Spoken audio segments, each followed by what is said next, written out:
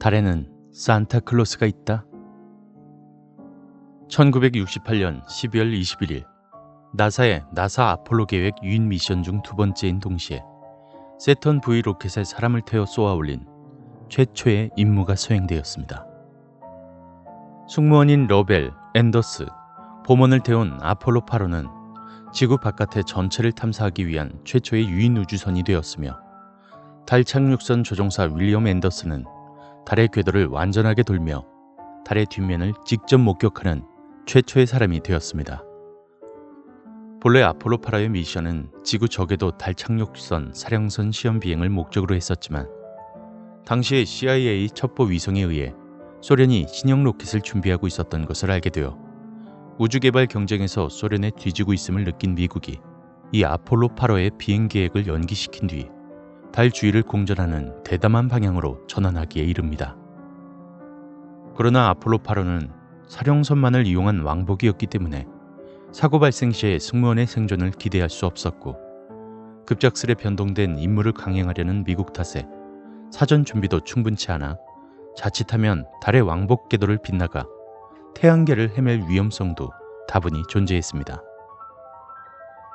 이에 영국 등 각국의 천문학자들은 아폴로 8호의 임무에 대해 회의적인 반응을 내놓았고 소련이 아폴로 발사 12일에 앞선 12월 9일 발사 예정이었으나 1967년 소유주 1호의 로마코프 우주비행사가 추락사로 사망해 정부로부터 인가가 나오지 않아 소유주 L1 계획으로 2인승 우주선의 달 왕복을 시행되지 못한 틈을 타 아폴로 8호는 1968년 12월 21일 발사되고 맙니다. 그리고 다행히 발사 후 사흘 만에 달에 도착한 아폴로 8호는 궤도를 도는 20시간 중 승무원들에 의해 크리스마스 이브 텔레비전 방송을 하게 되었습니다. 이들은 방송 중 성서의 창세기를 읽는 순간이 당시 미국 텔레비전 프로그램 역대 최고 시청률을 기록하게 되었습니다.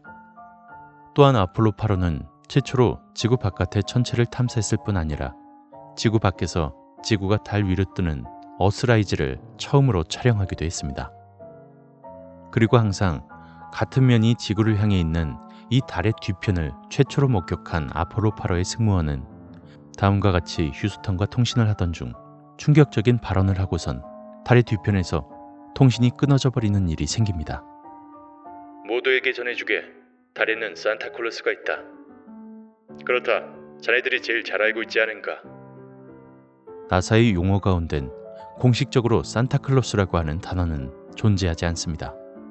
그렇다면 당시 아폴로 8호의 사령선 조종사였던 러벨이 휴스턴과의 통신에서 말한 달에는 산타클로스가 있다라는 발언은 무엇을 의미하고 있는 것일까요?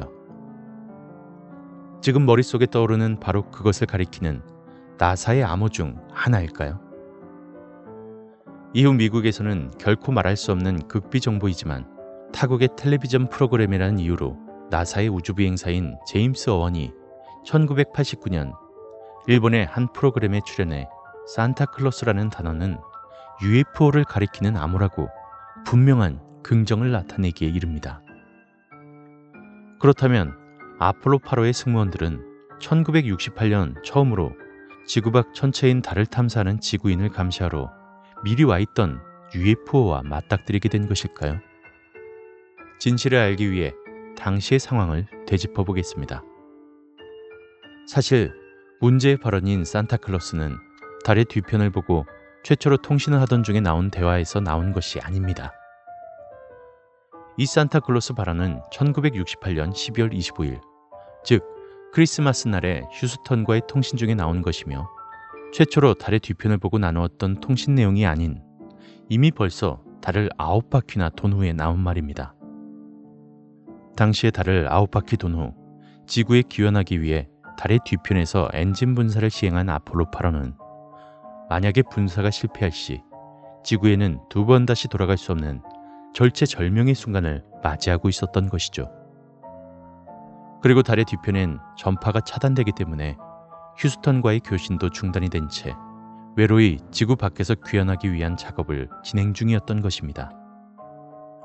분사가 성공했는지 어쨌는지 통신이 부활할 때까지는 전혀 알 수가 없는 긴장의 시간이 흐르고 예정된 시간이 되자 휴스턴은 아폴로 8호와의 교신을 시도했습니다. 아폴로 8호, 이쪽은 휴스턴이다. 아폴로 8호, 이쪽은 휴스턴이다. 아폴로 8호, 이쪽은 휴스턴이다. 그러나 아폴로 8호의 응답은 들리지 않았으며 당혹감의 침묵이 100초가량 지났을 즈음 응답해오는 러벨의 위세 좋은 소리만으로 엔진 분사가 성공했다는 것을 알게 되었습니다. 휴스턴, 이쪽은 아폴로 8호다. 아폴로 8호, 잘 들린다. 라저, 달에는 산타클로스가 있다는 것을 모두에게 전해주게. 그래, 그건 자네들이 제일 잘 알고 있지 않은가. 그렇다면 이러한 뜬금없는 발언이 나온 이유는 무엇일까요? 사실 이러한 러벨의 발언은 전후의 상황을 파악한다면 과연 멋진 농담이라고 생각할 수 있을 것입니다. 당시 달의 뒤편에서 엔진 분사를 시도하던 아폴로 8호의 승무원은 분사의 성공 여부에 지구로 귀환하게 되느냐, 아니면 황량한 달에서 그저 오순도순 사느냐, 이런 것이 결정되던 상황이었죠. 이러한 상황에서 엔진 분사에 성공하게 되었고, 이는 마침 크리스마스를 맞는 승무원들에게 있어서 최고의 크리스마스 선물과도 같은 것이었습니다. 그리하여 승무원이었던 러벨이 분사에 성공했다는 말 대신 달에 산타클로스가 있다라는 식으로 휴스턴에게 그 기쁨을 전달한 것이며, 이를 알아들은 휴스턴 측도 기뻐하며 회답한 것입니다. 한마디로 러벨과 휴스턴 측의 교신 내용은 전형적인 아메리칸 위트라고 볼 수 있는 것이죠. 엔진 분사에 성공한 승무원들은 마치 달에 있는 산타클로스가 자신들에게 크리스마스 선물을 준 것처럼 느꼈을 테니까요. 자, 그렇다면 여기에서 한 가지 의문이 더 남아 있습니다. 1987년 일본의 한 텔레비전 프로그램에 출연해 산타클로스는 나사가 UFO를 지칭하는 단어이다 라고 주장했던 전 나사의 우주비행사 제임스 어윈의 발언은 어떻게 된 영문일까요? 1986년 11월 20일 아사히 TV의 수요 스페셜 우주와 만월의 수수께끼라는 프로그램과의 인터뷰에서 어윈은 산타클로스는 UFO를 지칭하는 암호라고 주장했는데요. 이는 UFO 음모론자들을 비롯해 많은 사람들에게 공신력 있는 인물의 외계인 존재 인정으로 받아들여지게 되었습니다. 하지만 당시에 아폴로 8호에 탑승하지도 않았던 아폴로 15호의 승무원이었던 짐 어윈은 본래 오컬트 신봉자였다는 것은 잘 알려지지 않은 사실입니다. 그는 달에서 지구로 귀환한 뒤 나사를 그만두고 콜로라도주의 스프링스 지역에 종교 재단을 만들고 스스로 신흥종교의 회장이 되어 성지순례단의 조직이나 노아의 방주를 찾는 등의 일을 합니다. 또 그는 온 세상을 돌아다니며 달 표면에서 발견한 46억 년 전의 바위인 제네시스 록을 신의 덕분이라고 말하고 자칭 초능력자인 유리겔라를 진짜 초능력자임을 보증한다는 등의 발언을 하기도 했죠. 그리고 아폴로 14호의 승무원이었던 에드거 미첼도 어윈과 마찬가지로 오컬트 신봉자로서 다양한 오컬트 업계에서 어윈과 함께 나사의 우주비행사라는 꼬리표를 내세워 여러 가지 재료들을 제공해 주기에 이릅니다. 미첼의 최근 주장엔 2008년 미국 등 각국 정부가 60년 동안 외계인이 지구를 방문한 사실을 숨겨왔다는 주장이 있었습니다.